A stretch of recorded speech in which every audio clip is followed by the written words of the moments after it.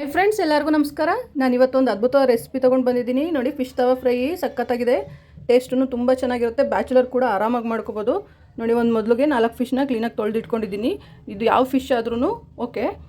ನೋಡಿ, 1.5 spoon chilli powder, 1 spoon ಧನಿಯಾ powder, 1/2 spoon pepper powder, 1/2 spoon garam masala, 1/2 spoon fish masala ಮತ್ತು 1 spoon salt ಹಾಕೊತಾ ಇದ್ದೀನಿ. ಮತ್ತು ಶುಂಠಿ ಬೆಳ್ಳುಳ್ಳಿ ಪೇಸ್ಟು, ಒಂದು 1/2 ಸ್ಪೂನ್ ಅರಿಶಿನ ಪೌಡರು ಮತ್ತು 2 ಪೀಸ್ ಲೆಮನ್ ಹಿಂಡ್ಕೊತಾ ಇದ್ದೀನಿ.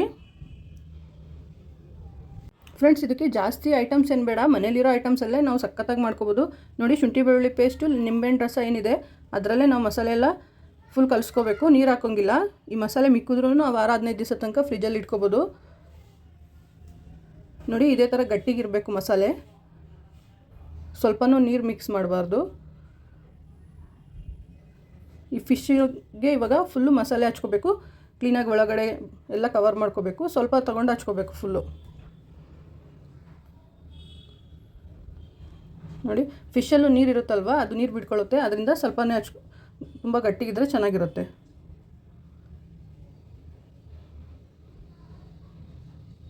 ನೋಡಿ, ಈ ಥರ ಫುಲ್ಲು ಫಿಲ್ ಮಾಡ್ಕೊಂಡ್ರೇ ಒಳಗಡೆ ಎಲ್ಲ ಉಪ್ಪು ಖಾರ ಎಲ್ಲ ಚೆನ್ನಾಗಿ ಹಿಡಿಯುತ್ತೆ.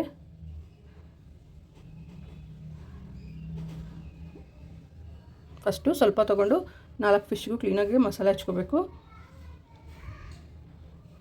ನೋಡಿ, ಮತ್ತು ನಾನು ಅದೇ ಮಸಾಲೆನ ಇನ್ನೊಂದು ಸತಿ ಹಚ್ಕೊತಾ ಇದ್ದೀನಿ. ಇವಾಗ ಸ್ವಲ್ಪ ನೀರು ಬಿಟ್ಕೊಂಡಿರುತ್ತಲ್ವ, ಇನ್ನೊಂದು ಸತಿ ಹಚ್ಬಿಟ್ರೆ ಮಸಾಲೆ ಚೆನ್ನಾಗಿ ಹಿಡಿಯುತ್ತೆ.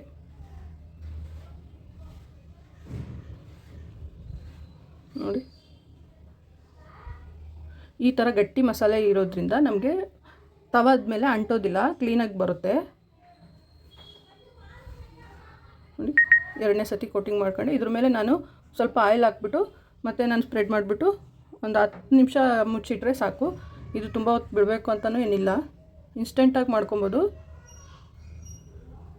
ನೋಡಿ, ಈ ಥರ ಚೆನ್ನಾಗಿ ಹಚ್ಕೊಂಡ್ರೆ ಫಿಶ್ಗೆ ಉಪ್ಪು ಖಾರ ಎಲ್ಲ ಚೆನ್ನಾಗಿ ಹತ್ತಿರುತ್ತೆ.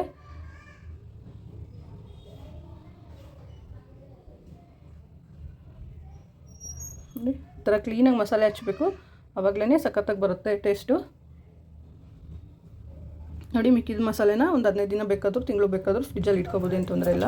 ಒಂದು ಪ್ಯಾನ್ಗೆ ಆಯಿಲ್ ಹಾಕ್ಕೊಂಡಿದ್ದೀನಿ.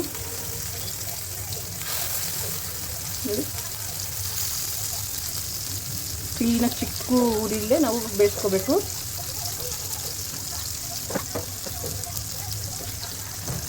ಒಂದು 5 ನಿಮಿಷ ನಾವು ಅದನ್ನು ಮುಟ್ಟಕ್ಕೆ ಹೋಗ್ಬಾರ್ದು, ಹಂಗೆ ಬಿಡಬೇಕು. ನೋಡಿ, ಇವಾಗ ಎದ್ದಿದೆ ಅಂತ ಚೆಕ್ ಮಾಡಬೇಕು, ಫಳ ಅಂಟಿದೇನೋ ಇಲ್ಲ ಚೆಕ್ ಮಾಡಿಬಿಟ್ಟು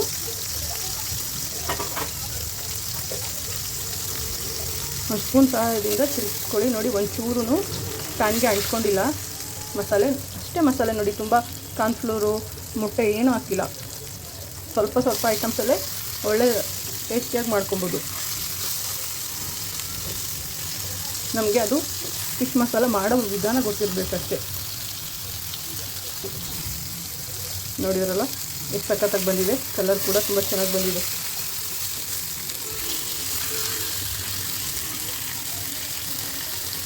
ನೋಡಿ, ಕ್ಲೀನಾಗಿ 2 ಕಡೆ ಇವಾಗ ಸ್ವಲ್ಪ ಪ್ರೆಸ್ ಮಾಡಿ ಬೇಯಿಸ್ಕೋಬೇಕು. ಇವಾಗ ಅಂಟಲ್ಲ, ಅದು ಚೆನ್ನಾಗಿ ಬರುತ್ತೆ. ನೋಡಿದ್ರಲ್ವ ಎಷ್ಟು ಈಸಿಯಾಗಿ ಫಿಶ್ ಫ್ರೈ ಮಾಡ್ಕೋಬೋದು. ತವಾ ಫ್ರೈ ಯಾರು ಬೇಕಾದರೂ ಮಾಡ್ಕೋಬೋದು.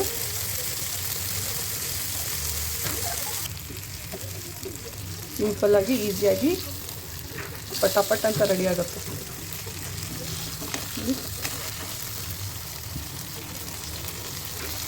ಗಟ್ಟಿ ಮಸಾಲೆ ಮಾಡ್ಕೊಂಡಿರೋದ್ರಿಂದ ಒಂಚೂರು ಪ್ಯಾನ್ಗೆ ತಳ ಅಂಟಲ್ಲ, ಒಳಗಡೆನೂ ಕೂಡ ತುಂಬ ಚೆನ್ನಾಗಿ ಬೆಂದಿರುತ್ತೆ.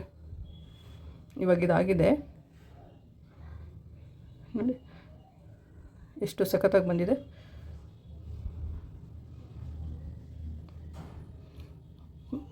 ಫ್ರೆಂಡ್ಸ್, ನೋಡಿ ಫಿಶ್ ಫ್ರೈ ಹೇಗೆ ಬಂದಿದೆ ಅಂತ.